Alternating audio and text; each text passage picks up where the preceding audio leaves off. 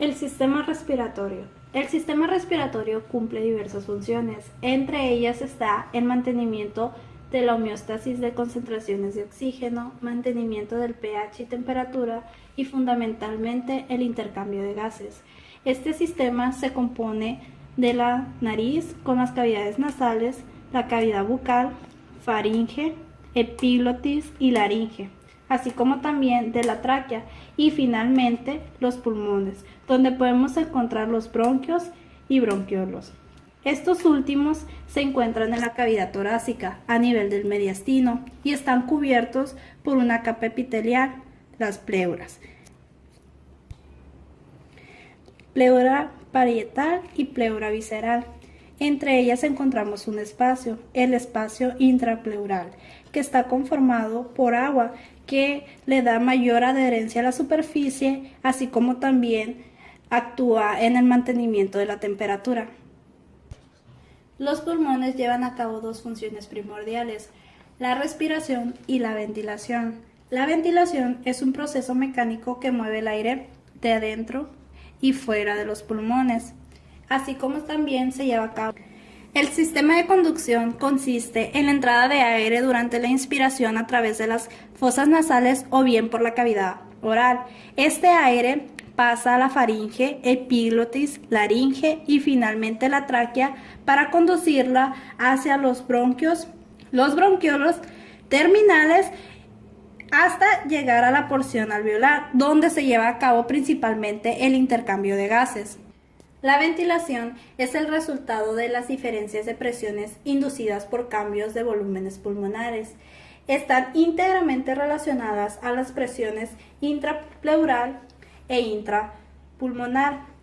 La presión intrapleural es debido a las propiedades elásticas del pulmón y tórax que se traccionan en sentido opuesto, mientras que la presión intrapulmonar ocurre como resultado de los volúmenes pulmonares.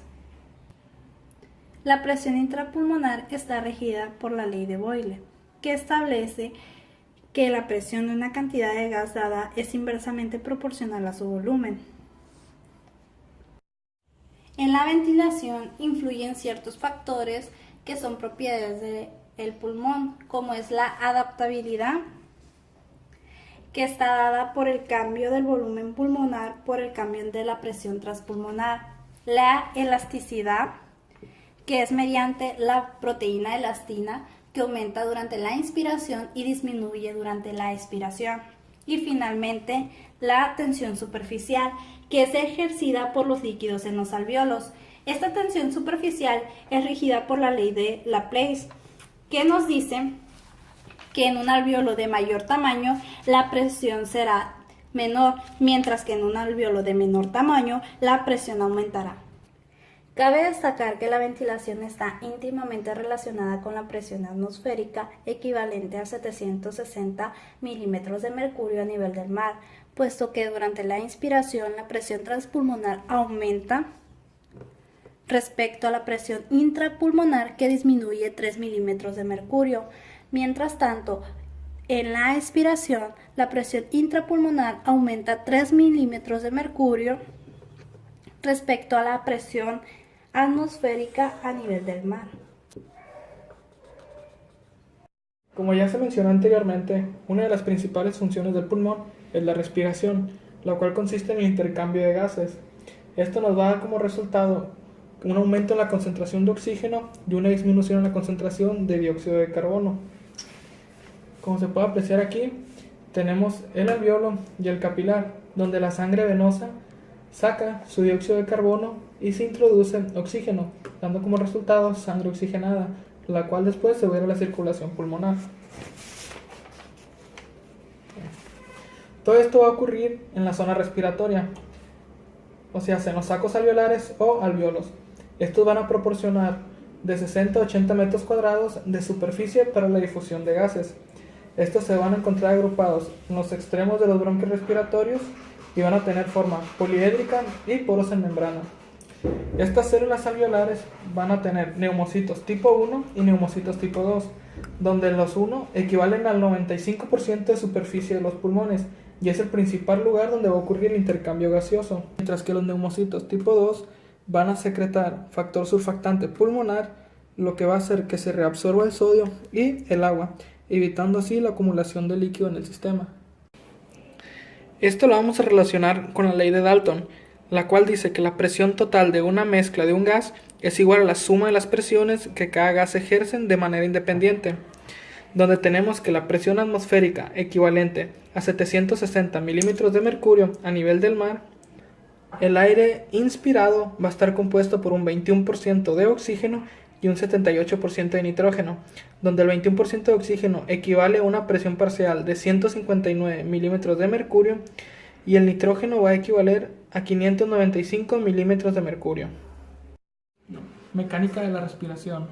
Esta va a consistir en una inspiración y en una expiración, en donde en una expiración normal van a entrar 500 mililitros de aire. Esto va a provocar una contracción del diafragma, el cual va a descender y se va a aplanar.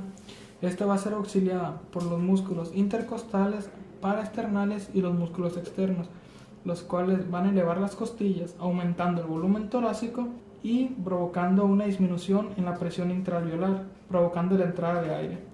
Mientras que en una inspiración forzada van a entrar 3000 mililitros de aire. Va a haber una contracción de los músculos escalenos, esternocleidomastoideo y el recto menor, elevando las costillas antero-posteriormente. Pasando entonces a la expiración, en una normal van a entrar 500 mililitros de aire. Los músculos respiratorios se van a relajar, disminuyendo el volumen pulmonar, aumentando la presión dentro del alveolo por arriba de la presión atmosférica, empujando el aire hacia afuera. Mientras que en una expiración forzada van a entrar entre 1200 y 1500 mililitros de aire, aumentando la presión intrapulmonar de entre 20 a 30 milímetros de mercurio por arriba de la presión atmosférica. Esto va a estar auxiliada por los músculos intercostales internos, los cuales se van a contraer y van a deprimir la caja torácica, apoyado también de los músculos abdominales, los cuales van a forzar los órganos abdominales hacia arriba contra el diafragma, disminuyendo el volumen del tórax. Entablando el tema sobre los volúmenes y capacidades pulmonares, tendremos la capacidad vital, que es la cantidad máxima de gas que se puede expirar luego de una inspiración máxima. Esta es equivalente a 4600 mililitros normalmente